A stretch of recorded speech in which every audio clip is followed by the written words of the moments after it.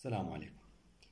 تختلف إجراءات تصديق الوثائق من بلد إلى آخر ومن جامعة إلى أخرى، لكن اليوم راح نحكي عن تصديق الوثائق بالنسبة للطلبة العراقيين أو العرب اللي موجودين داخل بعد ما يخلص الطالب المناقشة ويكمل إجراءات التعديلات اللي هي تطلبها من عنده لجنة المناقشة. الطالب ينتظر أسبوعين إلى 3، تختلف من جامعة إلى أخرى، حتى تصدر الوثائق. بعد ما تصدر الوثائق يراجع الانستيتيوت اللي هي شؤون الطلبة أو الإدارية أو المالية اللي موجودة في الجامعة اللي يدرس بها الطالب حتى يستلم هذه الوثائق. لكن الانستيتيوت ما راح يسلمون الوثائق إلى أن يكمل بعض المتطلبات، راح تنطيه لستة قائمة بها متطلبات يكملها الطالب حتى يقدر يستلم هذه الوثائق. أول هذه المتطلبات هو براءة الذمة من المكتبة المركزية الموجودة في الجامعة. طبعا تختلف مكانها حسب الجامعة، طبعا أكيد الطلاب اللي يدرسون يعرفون وين المكتبة المركزية ولا هو كيف طالب دراسات عليا.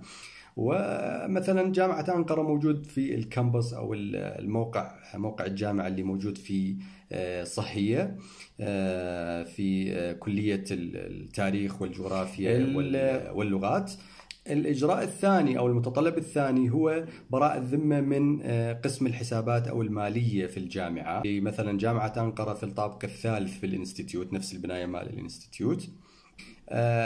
المتطلب الثالث هو الدخول إلى مواقع تحددها أو يحددها الانستيتيوت بالقائمة اللي انطاها للطالب، يدخل عليها الطالب، لازم يملي بيها استمارات. الموقع الأول اللي راح تشوفونه بالشاشة هذا الموقع اللي هو تركيا مأذون لري، يدخل عليه الطالب، يسجل بهذا الموقع، يكمل إجراءات التسجيل، يملي استمارة إلكترونيا، يعني مو يسحبها ورقيا وبعدين يمليها، لا، يمليها إلكترونيا، يكملها ويسحب من عندها نسختين. الموقع الثاني اللي هو أيضا راح تشوفونه بالشاشة اللي هو تيز مركز. هذا الموقع أيضا الطالب يسجل به ويكمل إجراءات التسجيل، يملي الاستمارة إلكترونيا. لكن أحد الحقول بهذه الاستمارة يطلب من الطالب كود. منين يجيب هذا الكود الطالب؟ اكو موقع اخر اللي هو موقع الاوركيد.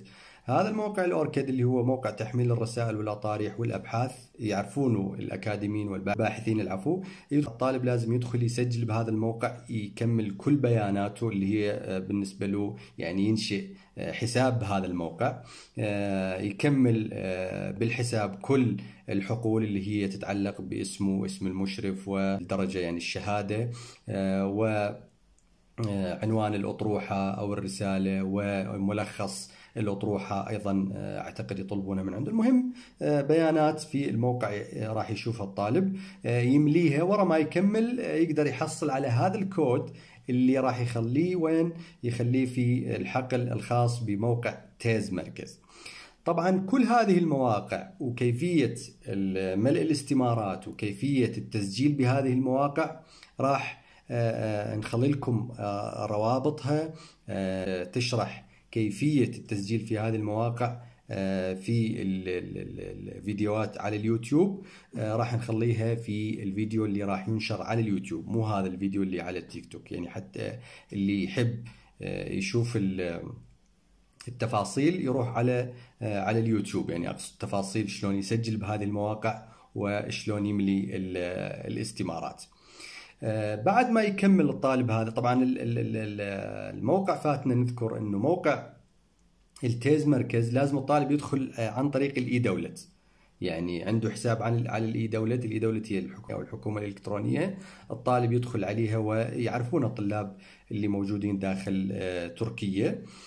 يكمل الطالب هذه الإجراءات. الخطوة اللاحقة هي يسلم كل هذه المتطلبات بعد ما كملها وسحبها من الانترنت. الاستمارات سحبها، مثلا الاستمارة الخاصة بموقع تركيا مركزي يسحب من عندها استمارتين، والاستمارة اللي خاصة بالتيز مركز أيضا نسختين، والبراءة الذمة من الجامعة أو المكتبة المركزية، وبراءة الذمة من الحسابات ياخذها وين؟ إلى الانستيتيوت، يسلمها للانستيتيوت. الانستيتيوت راح يسلموا الوثائق اللي هي الدبلومة، شهادة الجدارية، والترانسكريبت اللي هي بالدرجات. طبعا الترانسكريبت ممكن الطالب ياخذ 4 إلى 6 وثائق أو نسخ عادي، ماكو مشكلة. الدبلومة لا، هي واحدة اللي هي الشهادة الجدارية.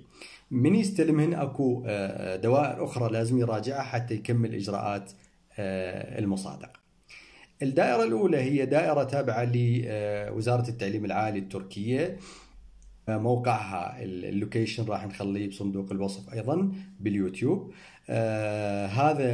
هذه الدائرة الطالب يراجعها مباشرة بدون موعد مسبق، وتصديق الوثائق بها فري مجانا، يعني بدون أي رسوم، وأيضا ما يطول من 5 إلى 10 دقائق حسب المراجعين الموجودين بالدائرة.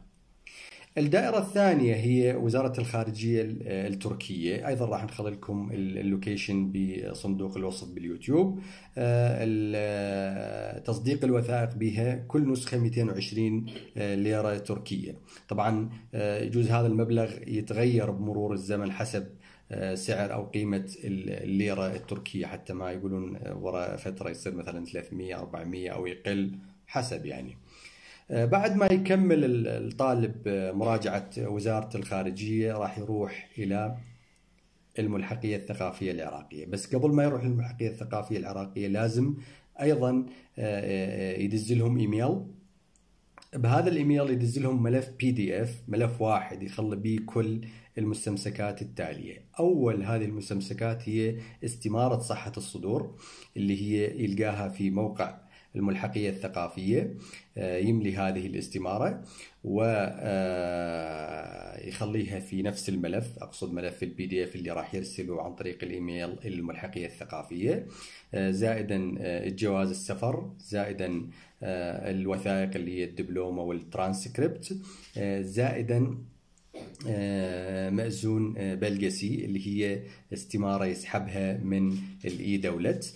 أيضا كل ذني خلين في ملف PDF واحد ويرسلها إلى الملحقية الثقافية للتحقق من صحة صدور هذه الوثائق. طبعا التحقق بالنسبة للوثائق راح يكون سريع، لأنه بها هذه الوثائق بها باركود، فما راح الملحقية تدز للجامعة حتى تتأكد من صحة صدور هذه الوثائق، وإنما مجرد عن طريق الباركود راح يتأكدون أنه هذه الوثائق هي سليمة وصحيحة. بعد ما الملحقية تدز له إيميل تقول له تأكدنا من صحة صدور هذه الوثائق، راح يدز لهم إيميل آخر حتى يحجز موعد لمراجعتهم حتى يصادق على الوثائق بالملحقية الثقافية. طبعا أجور تصديق الوثائق بالملحقية الثقافية $15 عن كل نسخة، سواء كانت وثيقة أو رسالة أو أطروحة. والطالب يقدر يصادق العدد اللي يريده في الملحقية الثقافية، لكن حتى يصادق على النسخ غير الأصلية، نسخة طبق الأصل من الوثيقة الأصلية، لازم الأصلية تكون مرفقة ويا النسخة الأصلية حتى الملحقية توافق على المصادقة عليها. وهو طبعا اعتياد راح يجيب من كل وياه ويصادق على هذه الوثائق، ويكون بهذه الإجراءات وبهذه الخطوات أكمل إجراءات تصديق الوثائق حتى يرجع إلى بلده أهله سالم غانم، حاصل على الشهادة اللي يريدها، شهادة الماجستير أو الدكتوراه.